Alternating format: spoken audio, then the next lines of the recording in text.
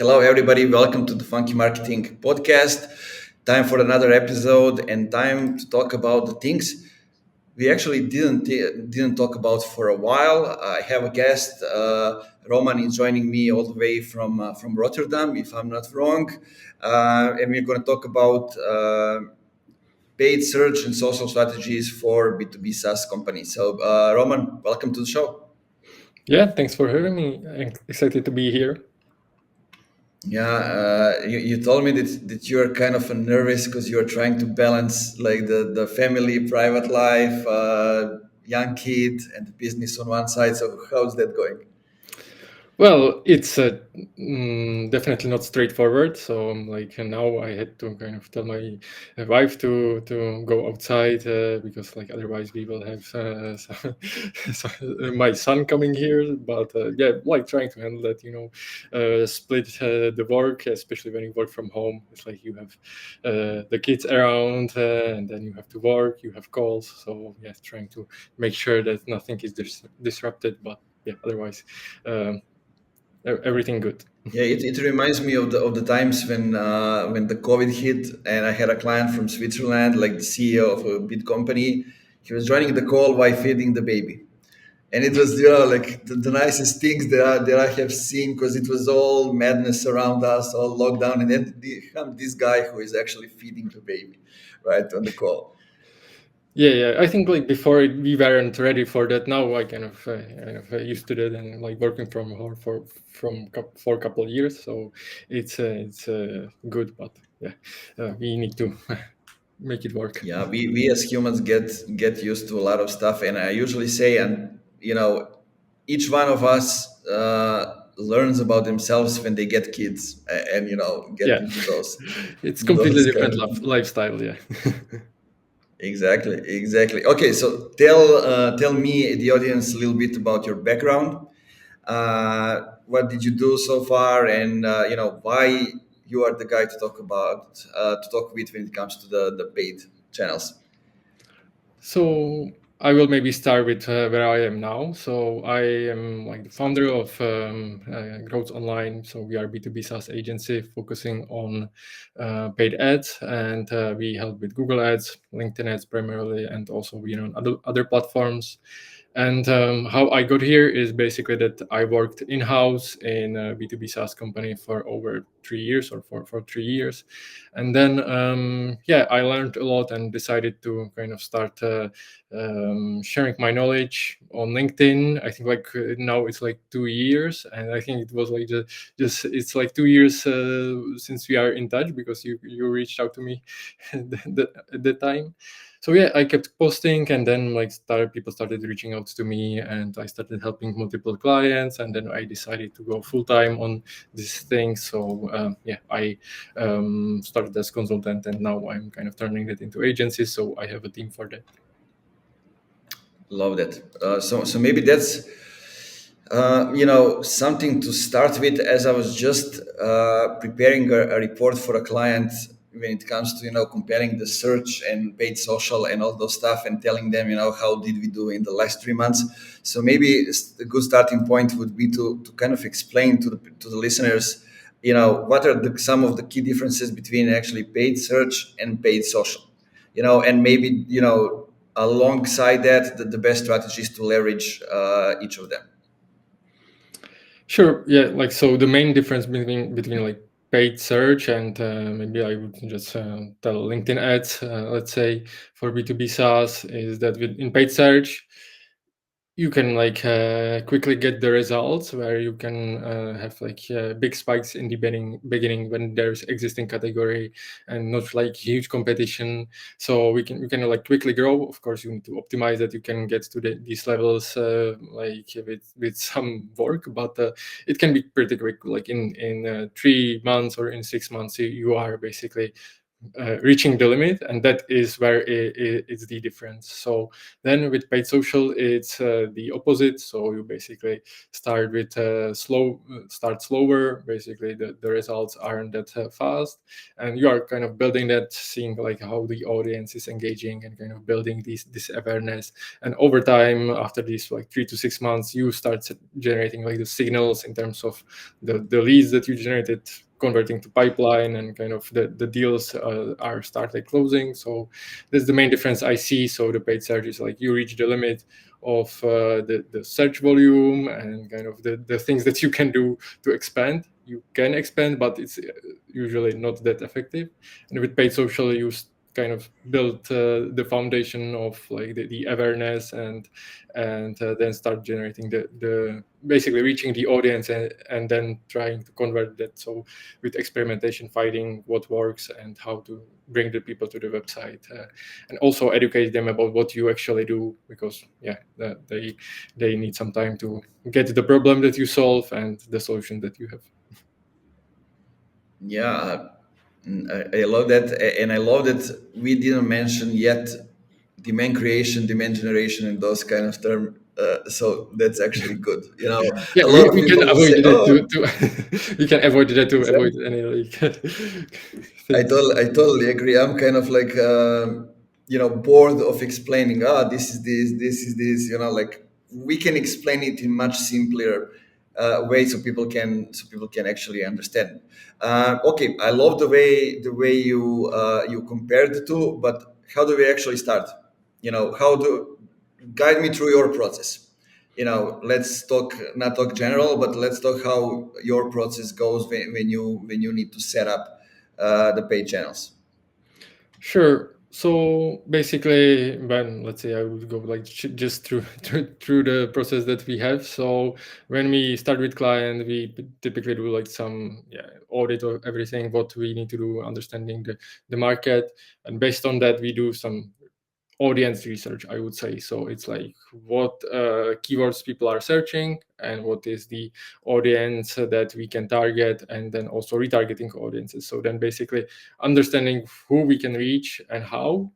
And based of that, so we build like the paid search structure. So the first keywords that we want to target, and like set up the landing pages for that and everything. So there we kind of lay the foundation for the paid search, and then with paid social we typically like start with retargeting. So some like tactics to leverage the existing audience that is on the website or from the previous engagement, and then also start building the code layer, which is like targeting the new audiences of the like ideal clients. So like you can like leverage job titles or like target account list and start reaching the audience. And when I would go like specific, then we kind of identify which content we have, which we can repurpose, and what we need to produce new. So for the retargeting, we do not have assets for lead generation, for example, like for the demo request. We try to do it first to see, okay, is there anything that we can capture? So we allocate it there. We learn some like simple tactics like text ads, spotlight ads. So we start like running the ads. We start learning from the data and reaching out to this audience. And then also with the code layer, how we can kind of efficiently generate the traffic, the engagement, the views. Or like the views from videos, so we can build these retargeting audiences over time. So yeah, just trying to understand how to allocate the budget, and like first, let's say 2-3 months, we are kind of monitoring that and tracking what signals we get, like from the direct attribution or from the self-reported attribution. And then we also use tool to understand like if there is any influence already on the deals. So yeah, basically this is like the first things that we do to set up the foundation. And then of course there's no one solution to every company. We kind of test and iterate what we should use towards this audience, if how we should expand the content in the code layer, or what kind of retargeting content we should use. It should be like product focused, or if we should be more like nurturing, like actually using more like the testimonials, case studies, and how we should allocate budget there. Okay, so you said a lot. Let me try to unpack some of the Sure. things and go specific. Um, a question: when you are working with SaaS companies, is it the common thing that they have enough people visiting the website that you can start with retargeting, right away on social, or it's the more common thing is that they don't have enough traffic and you need to start from the cold audience and actually build the retargeting audience on social. So in most of the cases, it's already where they have some foundations, where they have the traffic. Nice, that's actually good. Maybe they were running already something in paid search, which was somehow good. So then we try to leverage that, and also from the paid search, within first month we generate enough traffic that we can retarget. So yeah, there is of course some timeline before you build like big enough audiences to have people who will convert from the retargeting, but usually we see enough people. But otherwise, as you mentioned, we would go more towards the cold layer audiences with some content that will kind of help us build that within the ICP, with, I don't know, something what has good engagement like thought leader ads, videos, or good document ads. These are good for building these audiences quickly. Perfect. Okay, before I ask you, like maybe some examples, maybe we can go a little step back before we get into the campaigns and what actually can we do. Let's talk a little bit about the landing pages, right? I see a lot of stuff, and I'm now going to behave like somebody who have no idea about it. And usually clients say, okay, so you can use the homepage or you can use the product page, right, for advertising, right? Usually they are not the ones who say, oh, let's maybe create a custom page or even pages. That comes a lot later, Yeah. so from the start, what are some requirements that you need landing page to have to actually do successfully paid advertising? So when I would focus on paid search in this case, is that the landing page needs to be like relevant. So if like the product page is relevant enough to kind of drive the traffic there, then I would even start with that, and then kind of launch soon to kind of get the traffic, the algorithm learning, and within few weeks prepare the landing page that is tailored to the paid search. So you can start with that, but you cannot keep running the campaigns targeting just homepage, because the conversion will be lower, and yeah, definitely better to tailor that. So how we approach that is typically we have some set of keywords that we are targeting there, and then based on the after we launch, based on the volume and based on the search terms and yeah, how much traffic we generate, we then decide which first batch we will create. So we will create just 3 landing pages for these top keywords, and yeah, optimize these, and then we will do it for other batch later when we see it converting as well. So that's typically how we approach it, mainly for paid search, and then yeah, kind of deciding based on data how we are making the changes. Yeah, I love that. You start with what you have, with usually with something that is already getting organic traffic, Yeah. right? As a potentially like homepage, but the thing for the homepage is the traffic is going all around the website, right? So PPC in that case, like the search becomes something that is actually, being a fuel for organic as well, in that Yeah. way, something that a lot of people don't think about when they think about paid or advertising. They usually need to go together, especially in this day and age. So one thing I wanted to ask you, since we are talking about the SaaS companies, uh, usually there's a competition over there. So I wanted to ask you, how do you look at the initial setup, right? Sure, in now when I'm thinking about it, you probably have brand separated, depending if they already have like organic traffic. You probably have like maybe competitors, or you can use dynamic ads, whatever it is for that. And how do you actually set up the rest of the, I mean, it can be campaigns from the start, or it can be ad sets. but related to the USP, to your differentiation, to those kind of things. I'm going nitty gritty because this is something that I want to talk about. That's the only reason. Yeah, so if we go like specifically to the structure, then yeah, definitely branded search separately. So and also excluded from the other campaigns because it can get easily like captured when you don't exclude that. Then with competitors, and also leverage like competitor plus alternative. Like the name plus competitor and like these kind of things, which are like more high intent. So there you can combine that in one ad group and maybe separate later, but yeah, depends on what the volume have. And then with the other campaigns, yeah, it's always based on the keyword research. How much keywords do you have? How many keywords do you have? And how much budget you have as well, because yeah, then you cannot like start spending and targeting everything. So you shortlist where you have where you trust it's the most relevant, where you should start, and basically then you I don't know, create maybe one or two or three different campaigns based on the different topics. So and then like the ad sets, the ad groups are also separated by different topics. So yeah, if it is like the software keywords, then you have them like in one campaign, and then maybe you have more like generic keywords that are more like solution focused or something specific, then you have it separately in other campaign. So then it depends how you then want to control the budget allocation. So that's typically how you need to think about it, because when you set up the campaigns, then you need to make sure that you allocate the budget to the campaign that where you see the most potential, and then based on data you also allocate the budget there as well. And maybe the other campaign you need to have it separately. Maybe it's also cheaper traffic, but also it has lower conversion rate, so you do not allocate the budget there that much.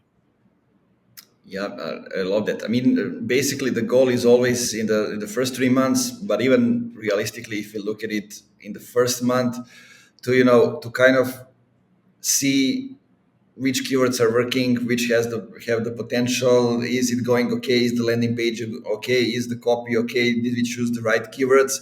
And basically convince the company that this is the way to go, and actually prove that that's realistic, not that it's just in our head. But one thing I wanted just to add for the people, then you follow how the campaigns are performing, how the keywords are performing, and when you see the good keyword, then you create the new ad set and you elaborate more on that and give it more space. Basically, it's the way I usually see people talking about paid search is like, there it's super hard, but when you actually know the strategy, you understand the bigger picture. It just comes to technicalities that you can actually create the campaign and make it work like you are talking in theory, right? Do you agree with me? Yeah, basically if you like know the foundation, how to kind of set it up for B2B and how the B2B works, then you can typically get some foundation and then learn from that. So maybe you will learn in the first one that the competition is so high, so you cannot overbid them with your budget, and you need to allocate it to different channel basically. So but yeah, usually you can find something that works, kind of fine tune these technicalities, and then optimize the conversion rate. So typically when you already see something is converting, you are generating the leads, the demo requests, then you are actually like, that you are going the right direction. And typically it's like what I see, it's like the 20% of the keywords generate like 80% of the results. So it's like just this Pareto principle there as well. And maybe after 3 to 6 months, you will just pause half of the keywords, half of the campaigns, because it's not generating anything, and you can leverage the budget somewhere else. I totally agree. So let's talk about. So we're talking about SaaS. The competition is out of this world. We all seen this, screenshot of 2 million companies competing in the same industry. So that's why the paid social is one of the channels that can actually give us the advantage and can go before the intent. before people actually go searching, they can have us, and start thinking about us, and we can have interaction with them both organically and through paid. So, guide me a little bit. How do you look at the paid search, especially now we're talking about SaaS, so it's LinkedIn mostly, right?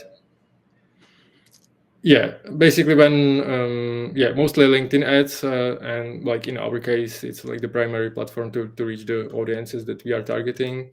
And the key there is basically to understand who you are targeting and then like properly work on the segmentation. So also like the having like the even if it paid search, but with LinkedIn as having the market fit, the kind of knowing the persona is key there.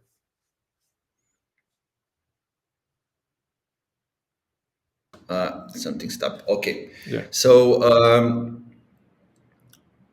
tell me a little bit about, let's start with targeting on LinkedIn, because that can be something a lot of people who didn't use LinkedIn properly or just coming to the platform, and it's a lot of companies that I'm seeing, especially the bigger ones, are now coming to LinkedIn, utilize it organically or through paid. They don't know how actually to because it's the targeting is much better than on any other platform when we come to specific roles or specific jobs descriptions and those kind of things. And there are a lot of nuances over there. One thing I like to emphasize, it's usually like the newest job position, for example, like job analyst. You don't have like senior job analyst or media or those kind of things, and you need to be careful about a lot of stuff related to that when you are choosing the audience. So how do you look at that, and what do you start with? So yeah, it's not easy in all the cases. So sometimes you have like straightforward job titles which you can like set up. Then it's kind of firmographics, industries. In the best case, also the target account list. So then you can define that directly in LinkedIn. Even before you start running the campaigns, you can also see who are the job titles in that. So we can use the audience insights there, kind of refine the audience, exclude the titles that you don't want, and let's say define first one or two core audiences that you want to target. So typically you will find something that is relevant enough that you can target. And then it's the first campaign that or first audience that you can use, and kind of target it for like with the content that you have targeted toward this persona, and see how they engage. If like then you get the engagement from the right people. So with the targeting, you kind of create that. And then when you launch the campaigns, you probably will get some engagement on the content that you have. So then you can also check who are the people who are engaging, if they are relevant. And then definitely trying to avoid, or not trying to, definitely avoid the audience expansion, audience network, and all this stuff that is there to kind of go beyond the audience that you define. Yeah, so basically the way I'm looking at it, if we already have a traffic on the website, we try to see if it's enough. So we got with retargeting campaigns. Yeah, So true. we actually, get more results for less money, right? If not, want it or not, we need to go and create start from the cold audience and actually, go through each step that usually companies like to, to avoid, right? Most of the companies have a need to go and, turn on the lead ads and actually start getting leads and giving them an ebook or something like that. Yeah. Tell me why this is wrong. Yeah, so yeah, that's true. Like the second part is retargeting, which I wanted to mention. But yeah, in terms of that, avoiding the cold player, it's like first of all you learn the audience is there, and maybe it's not wrong even like to start running the ebook lead gen. You can get some learnings and see if you are actually getting the right people in, like from the campaigns, like the leads. But it shouldn't be definitely the only tactic focused on like the lead volume. So and it helps you to kind of build the awareness, build the retargeting audiences. And with retargeting, you have people who were somehow interested in your product, in your company, when they visited your website. But it is like just limited amount of people that visited your website. Maybe some of them are in market or just doing research. But in this cold audience, there is also a portion of people who are in market, and so you want to kind of reach them, get them engaged, and get them into these retargeting audiences to move them to the funnel where you can kind of offer them something or show them something that will be interesting to them. Right. So tell me, how do you think about creatives? Because usually the way I see it, creatives are basically the key to success in today's world, especially when it comes to advertising, and not just advertising, but everything. If you look at like TikTok, it's reels. YouTube, it's reels again. If they're coming on LinkedIn, I guess LinkedIn is Yeah. just trying to to align with other platforms, so we don't need to create separate advertisement creatives and those kind of things for the platform.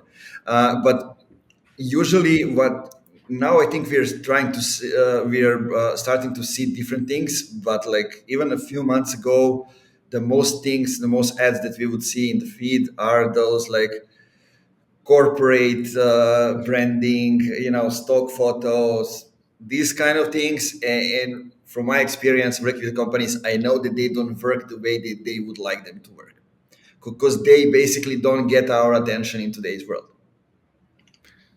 Yeah, that is true. With the last point about the kind of corporate creatives, like corporate blue with some stock photos, and it maybe worked like 10 years ago when there wasn't that much advertising on LinkedIn, but now it's changed and there is much more competition, like across the board. Everyone is trying to catch your attention, so you need to be more creative. There you can use the kind of branded approach, where you have the branded product ads, kind of talking about the product. There's nothing wrong about it. You kind of want to push the people towards the action, so you are using that, and you kind of want to build also the brand familiarity as well. But otherwise, you need to be more creative with how you visualize that. Not like just only stock photo, or what content do you use. So like the best ads are the ads that do not look like ads, so make it more organic, engaging, like people are posting on all the platforms organically, so on LinkedIn as well. I myself run the ads with like thought leader ads, so I promote my own posts. And like the videos like this from the podcast, where someone shares the value, is also something where people will stop, kind of consume the content, and then basically they will get to know you, also the problem you are talking about, the solution you solve. And then basically after, like, they get something else than just the product ad, then you can show them the product as well. So you kind of build the mix of the ad creatives, and you try to make it like educational, entertaining, and then also you can in the mix use something that will be more like, say, just the pure advertisement of your solution. Yeah, so basically what I'm thinking about and how I'm thinking about advertising part of the LinkedIn strategy is that basically I'm trying to emphasize what I'm already doing organically, creating relationships with people, engaging, creating great content. And what I want to do I want to make sure that each one of the companies that I'm targeting is seeing everything that I create. Yeah. Right. And usually the way people think about it, they skip some steps. And I want to ask you, do you do that? Because I usually do that. With awareness, okay, we want to create a video, we want to have like single image ads just to kind of get that feeling. But the second layer that I always do when it comes to getting them to action and engage, I like to use memes. Yeah. For example, all depends on the company, but memes provoke reaction from the people, right? We use that organically. Why don't people use them in the ads? Yeah, that was before you finished the sentence, before you said it, I had it first on my mind. So it's also like this Nice. part, and it can perfectly like address the pain point. So you can just put it there, and then basically, yeah, that's the thing I mentioned before. Like, you are trying to find the ways how to kind of have the campaigns efficient. So where you can like cheaper engage the audience and get them to know your brand. And this is one of these tactics. So this, or the videos where you can like just retarget the people who watched certain part of the video and so on. So yeah, that's definitely a great tactic, and it has good engagement, and also it can even like generate like the deals as well. So I have experience with that, where we see some even like from cold layer generated deals from that closed. So that, you know, Nice. why. And also it doesn't have to be like only thing you do. You can experiment with that on the side. So it's like, let's not do memes because we don't like it, our target persona don't like it. You can just try for a few months, 10% of the budget, and then you see, okay, let's prove us wrong. So it's like just the experimentation approach is important there, because then you can miss out. Yeah, I totally agree with that approach, because usually companies, everybody knows something about marketing, and then inside the company everybody has an opinion, and then what goes out is usually vanilla, right? But we need to get the answer from the audience and to do it as fast as possible so we can optimize and show them the right content the right way. And usually, what I'm seeing, companies don't think about it, especially like the companies who are, for example, even the smaller ones, a lot of them behave like corporations and don't utilize, the size of the company and flexibility and all those other things. I wanted to ask you, because I didn't try that on LinkedIn ads, but I've been doing it on Meta and especially on Facebook in the past, and I want to ask you if it's working. Maybe maybe you don't. Maybe we'll try it in the future. But I usually like to, because usually we work with companies to create a kind of strategic narrative, right? And then we have good versus evil. The part when we unite our audience against the common enemy, right? And I used to do that with a company who is kind of like affiliate for the banks. Let's call it like that. Basically, they consult people and tell them, like, this is the best bank for what you want to do. But people don't know that's happening behind the, under the surface. So the enemy is the bank, right? And what comes to our mind, what is the one sentence that comes to your mind when it comes to the bank? Banks only think about themselves, right? So what I did, I used that on a visual, like huge letters, banks only think about themselves, and basically, get people to try to schedule more calls. They were free consultations, and people started to basically fight with each other. They tried to curse on the banks, tag other people, give me the link, I want to schedule the consultation, right? So we lower a lot the cost of the ads, and we got the reach organically through that. I don't know if you tried that, but it seems like something that can be working also for the B2B companies, and especially LinkedIn, where engagement is now booming.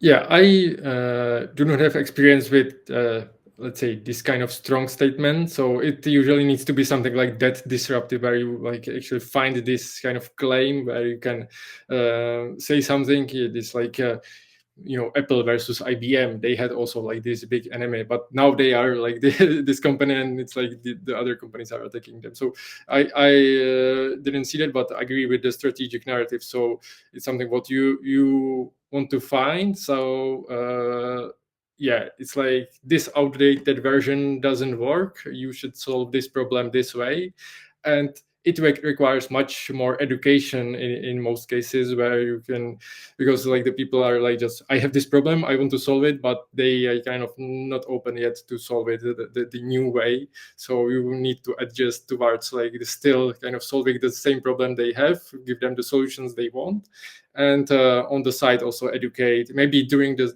sales process, it can be like the activation after they become the customer. You can educate them, you can shift to this strategy, and it will be much more efficient and effective for your company. So yeah, I think that's good to have something defined, and then find the strategy how to get it to the market. So yeah, you can just look, you can make it easier for you, because like just convincing everybody about something new is not that easy. Yeah, I love that. Since we are already talking about some of the things, new things, or some of the things you mentioned, thought leadership ads. Let's get a little bit into that. I guess that was the last innovation, let's call it like that, that LinkedIn added, and a lot of people are talking about it. I'm yet to try thought leadership ads for the newsletter. I saw that I can, so now I will try it on. But tell me, what are your experiences? How are you using the thought leadership ads for yourself and for the clients? Yeah, so basically, I would say what is the benefit? So someone is like who is creating organic content on their personal profiles, they can promote their post currently like with LinkedIn ads, and the benefit is that it's not like random people who engage with see your content based on the engagement that you get and based on your followers, but you can target the targeted audiences that you can define on LinkedIn. So either like retargeting or like the cold audiences. And yeah, I have like good experience with that, where it has like high engagement. So like there's like all the engagement that is counted is like all the small clicks that are around, like see more and everything. But if you have a good content, like some like frameworks, like really valuable content, then it has super high engagement, and you can capture the attention of the audience because it looks organic. It is the content is targeted towards the specific audience as well. So then you have high engagement, and which you can then leverage in retargeting. And I see that across the clients, and it really, what I see, it really matters what is the content. So for example, I run it for myself, and I see like some posts that were like viral. They have let's say good engagement rates, good CTRs, and then I have posts that were very narrow, that are towards this specific audience, where I see Mm-hmm. okay, B2B SaaS CMO of like I know Series A company, and it's like in the first line, it had like just hundreds of impressions, so it wasn't like viral, it was very narrow. But when I promoted towards this audience, it has like 30% CTR. So then you see like how is it targeted, and the content is relevant, so they engage a lot with that. So, and also like in my case, I can leverage this engagement, kind of connect with these people, and yeah, basically start conversations this way. And yeah, with our clients, it's typically all like the best is when it is the founder. So like it is, if it is founder led marketing, so they are posting their experience, why they're start or not why they started, but what problem they are solving, and kind of what they typically were the personal. So they are posting about that. So if you include images, it's even better. And yeah, also videos are great. So if you are recording podcast, then you can distribute the content that you create directly to the audience that you want to reach. And yeah, I have a good experience with that, and it has good engagement, and also it kind of is, it doesn't look like an ad, so then it's more engaging, and it's Mm-hmm. much more efficient to build the audiences as well. Yeah, and basically I see it as, as everything is going towards direction, that B2C is getting to B2B, meaning the people in front of the companies, and especially on LinkedIn when personal profiles are dominating. I think it's a great way to actually show the executives of the companies, right?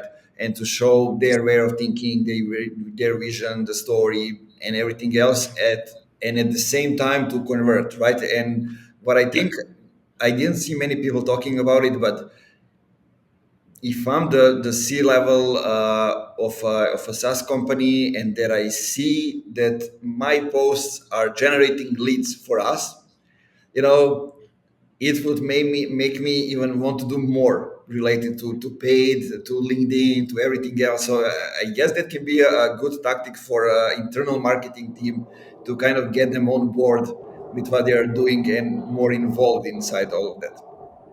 Yeah. In that case, it's like always with these employee advocacy kind of programs, or kind of making this like yeah, convince someone to start posting on LinkedIn within the company. So it needs to be definitely aligned. And if like these people do not have much time to spend on like creating the content, then like try to provide as much help as possible. But I would recommend or suggest to avoid AI at all, like AI generated content, like really keep it authentic and what is like the opinion of that person, like help them with the formatting, how it should look, and what kind of content you should use, but avoid like the AI generated posts, because it's like just it's not adding value. So that's something what I would note there. But then basically that's what you said, it is influencing the whole marketing, so I think it's important to leverage that. Yeah. I mean, a lot of good stuff are happening. A few questions. Does it the size of the copy of the text in thought leadership ads matter? And does it matter if you go into the details and share, like, I don't know, like our friend Justin Rowe is sharing, for example, like, this is how many budgets we spent, this is how many leads we got, and he adds that to the thought leadership ads.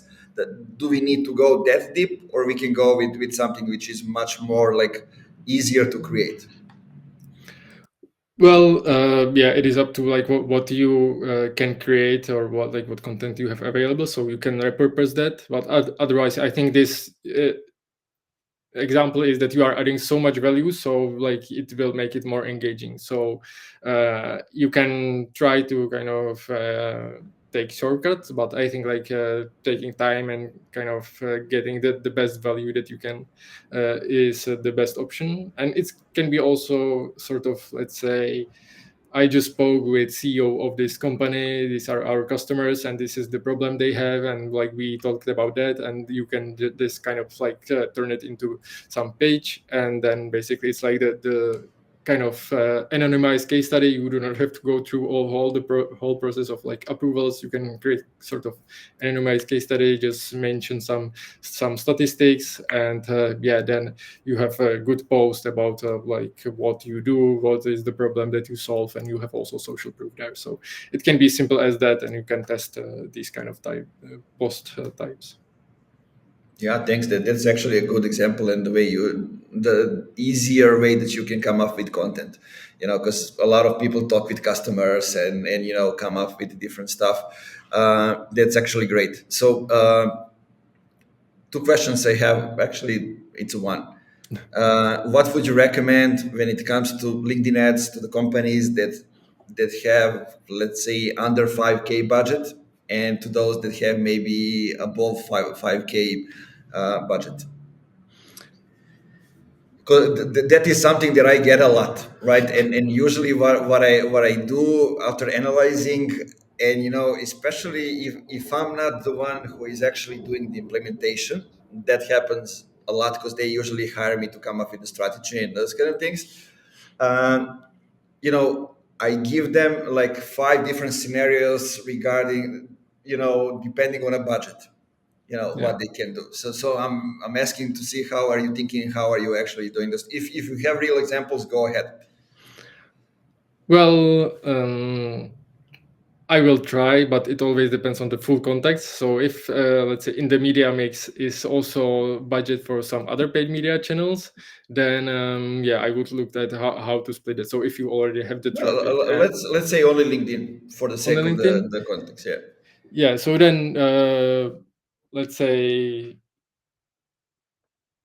within the tactics, I would definitely start with retargeting. So making sure that it's on and you're targeting the right audience. You can add qualifications, so which seniorities as well, like exclude the irrelevant people, and like use text ads like that. So you kind of start, let's say, nurturing and kind of growing awareness within the existing audience. And then with the if you have enough budget then like left, then which you should have, then define the cold layer audience for the below 5,000 budget, and kind of like define the one audience that you want to target, or like the most specific segment that you can target based on your customer base, based on like your conversion rates and everything. So, and then like what content and messaging you are going to use, and really spend time on the preparation before you launch it. So retargeting, you can launch it as soon as possible. With Cold Layer, I would like to rather spend more time on like finding like what is the right targeting and like what messaging and content we should use. So and make sure that it is set up correctly. So all these technicalities like kind of measurement, disabling audience expansion, audience network, and everything like that. So yeah, then just making sure that you have it as much correct as possible. So you have the good foundation, and in that case you need to expect that it will take time. So like really do not have high expectations from that. So what I recommend is commit to at least 6 months. So in total, yeah, you have to allocate this budget, and then you need to make sure that you do not give up after 1 month it doesn't work. So that's during the time you obviously like optimize the targeting, you are refreshing the content, you are testing. You can test less because you have smaller budget, but you still can kind of refresh the things and find what is working better. And Yeah, and then sorry to interrupt you. Like, and then comes the CEO of the company and says, "Okay, we invested 2 months. What did we get? Nothing. Let's just stop it. We are posting memes." Right? I'm just making fun of it because usually that sometimes that happens. But I want to ask you one additional thing. So what happens with the frequency these days in B2B SaaS, especially when we talk about LinkedIn ads? You know, how much of a frequency is, like the top that we need to change the creatives and switch and, serve them something different? so I think let's say split that, or maybe if we go to like across all the ad creatives, if it is called or retargeting, I would say if it goes above 3 and like 3 to 5, it's already too high, and we should refresh that, and you will see that on the performance as well. But if I would look like on the tactic level, so I would say 3 to 5 on the code layer. So you kind of engage the audience, you are kind of reaching that consistently. And on retargeting, it can be like 15 to 30, depending on what is your audience size. Maybe you can try to let's say more with less, where you try to go narrow with the audiences. So instead of watching like 50% viewers, you will go to 90% viewers. You will have smaller, more interested audiences, and you can kind of boost the frequency there.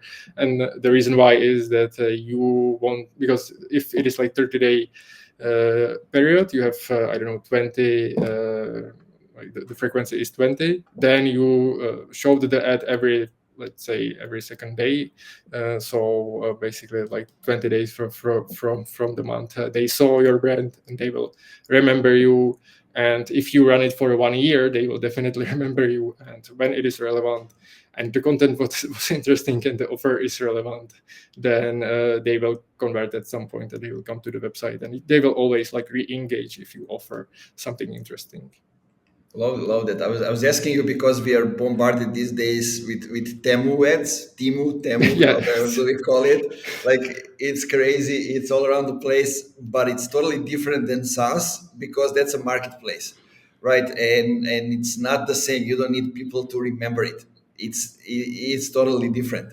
And Yeah. I ask you only because of that. I was looking at right before the call, the stats for the paid search for I don't know, real estate, selling luxury apartments, and like the whole process takes around 8 days and 3.5 touch points. And you would expect for a luxury apartment that it takes a lot more. So I guess it all depends, like on a specific industry, company, brands, and what you should add. But I wanted you to say it for the LinkedIn so people can really know, like 3 to 5 step points, and then in retargeting, it's much more. Yeah, it's basically like the let's say, foundation of advertising. It's about making sure that people remember you and they are familiar with you, and you need to remind yourself. So that's the goal of advertising. So you have some kind of, let's say, brand, building the brand, and then you have next to it some like sales. Like with demo, you have like a lot of product ads, and maybe you have also some brand, and you kind of combine that and make sure that over the year you are still always on. And that's the goal with LinkedIn ads, because the sales cycle is like on average longer than 6 months.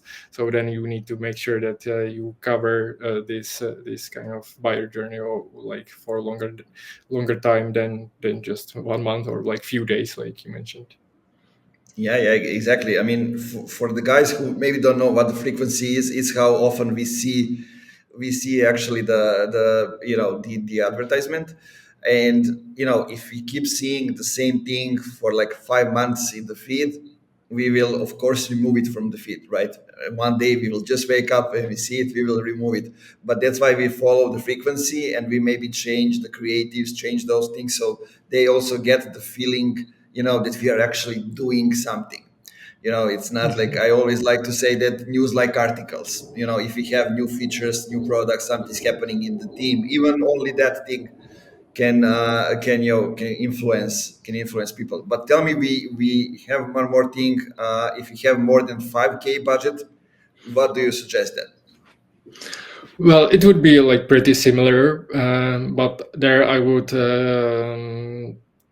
like recommend with more experimentation. So you like a very similar approach, but there you can be more creative, you can use more tactics. So in retargeting you can use more content types, you can boost the frequency more, and you can also kind of in code layer test more content variants, so you kind of build the audiences faster. So you can use like videos, you can use also the product ads in the code layer to see if it is converting there, if you can run this lead generation there as well. Maybe in the beginning it works, but over time you will need to pause it.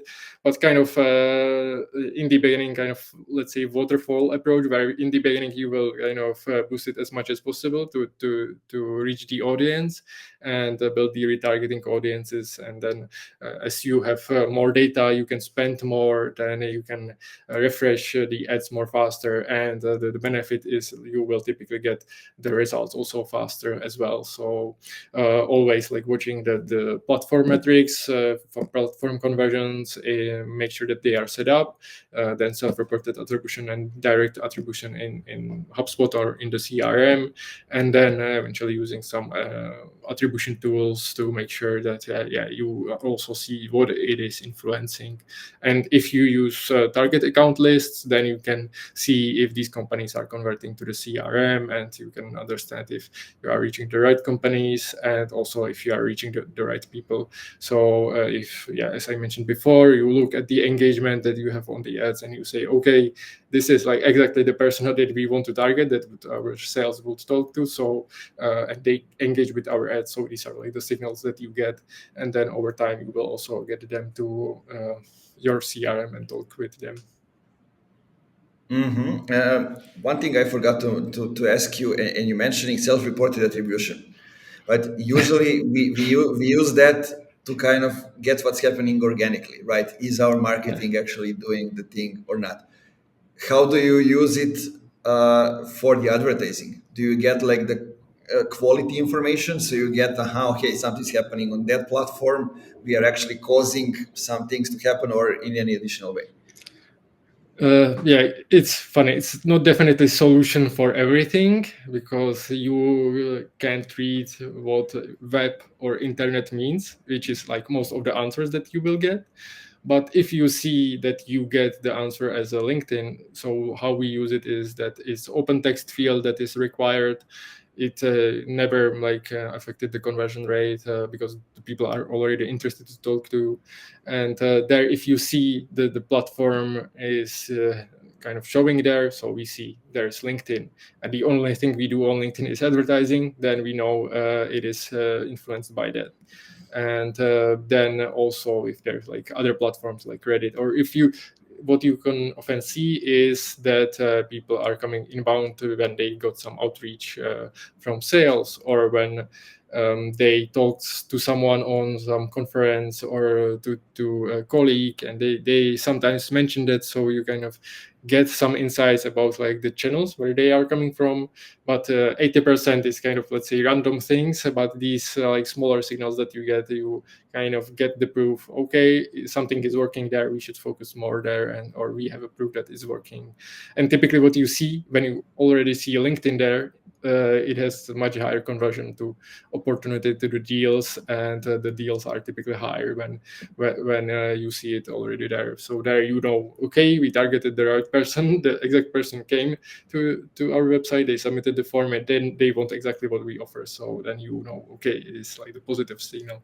And yeah, it can in the beginning it can happen really fast, but yeah, over time you just collect that, and sometimes you get more and more as you are scaling the budget as well. So you will see that it is helpful, but not solution for everything. Great, great. I ask you that because usually, it's related to the organic. You don't use self-reported attribution if you on a landing page for paid search, for Yeah, example, no, that's it. because you won't get anything out of it. But I see basically it reflects a trend that you can actually see when paid and organic are merging together, as we are doing like thought leadership ads. And it's a combination of what we are doing, so outreach as well, and then basically through self-reported attribution people can actually tell us which one of these of these efforts actually worked, and which one is the last one that they remember.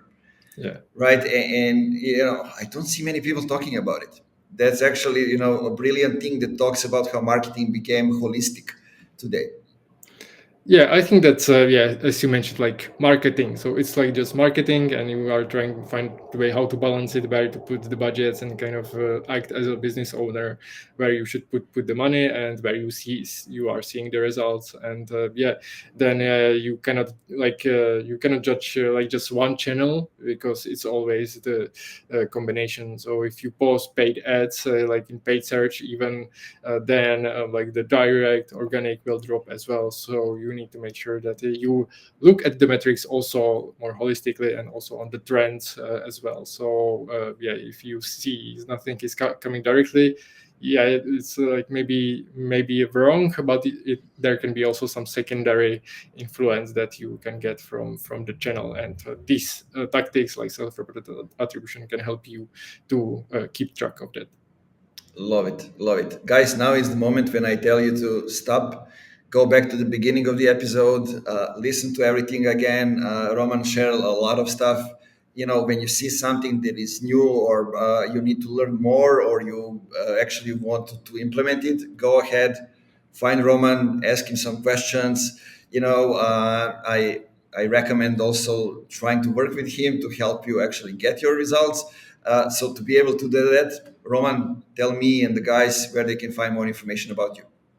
So I'm every day on LinkedIn, so just connect with me there, and yeah, feel free to ask any questions, and yeah, also happy to hop on the call and have a chat. Yeah, as I'm always saying, like, you can mention that you heard about him on Funky Marketing podcast. Let's see if that works actually or no. It will be the first time. But Roman, thanks again for coming to the podcast, talking about all this stuff. I would actually like to repeat that in a couple of months and see what's new, what's happening. Guys, for you, see you in the next episode. And as I always say, keep it fun.